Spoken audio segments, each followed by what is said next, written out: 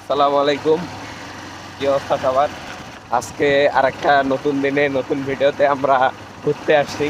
আমরা সেই তিস্তার পাড়েই ঘুরতেছি আর কি।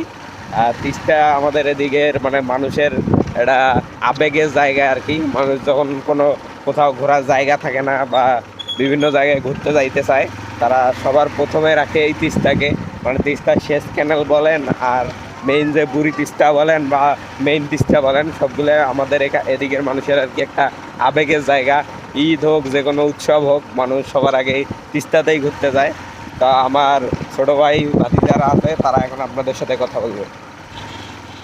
তো প্রথমেই আমি বলি যে আপনারা সবাই কেমন আছেন। আজকের নতুন দিনে নতুন ভিডিওতে আপনাদেরকে স্বাগতম ও ধন্যবাদ।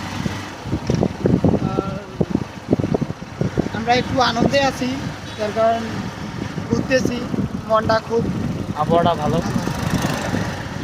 আবহাওয়াটা আমাদেরকে সেই লাগতেছে। আর এখানে আঙ্কেল আছে, আমাকে বলতেও শরম লাগতেছে। আজকে কিন্তু আমি একটা মাইয়ারে দেখছি, ইস পরানটা জুড়ে গেছে।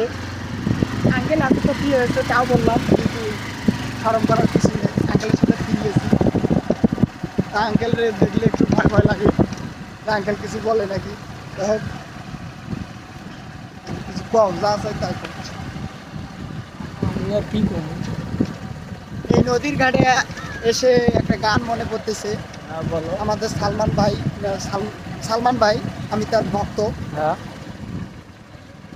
শাবনুরও ছিল ওই গানের সাথে। হ্যাঁ গানটা মনে পড়তেছে না, মনে পড়ার চেষ্টা করলাম। মানে সব সখী না হ্যাঁ হোক, আমাদের কণ্ঠ যাই হোক, আপনারা শুনে ভালো লাগলে কমেন্ট করবেন, খারাপ লাগলে কমেন্ট করবেন। আর যদি অতিরিক্ত ভালো লেগে থাকে তাই লেবু পাঠাবেন। এই হচ্ছে কথা। একটু এখন বলি, হইদুল মামা আমার লগে বলবা। হ্যাঁ, আচ্ছা। সব সখীরে পার করিতে নেব আনা আনা, তোমার বেলায় নেব সখী,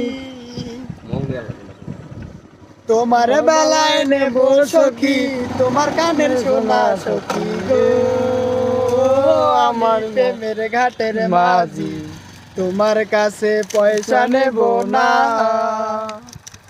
ও সুজন সখী রে, প্রেমের ঘাটে পারা পার দেব পারিয়া না। তোমার কাছে নেব আনা না। তো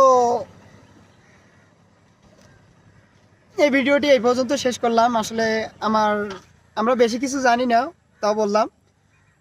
ভিডিওটি ভালো লাগলে লাইক কমেন্ট শেয়ার যা যা করা লাগে আপনারা করবেন। তো পরবর্তী ভিডিওতে আপনাদেরকে ফুল গানটা বলার চেষ্টা করব, যেহেতু আমরা কম পারি।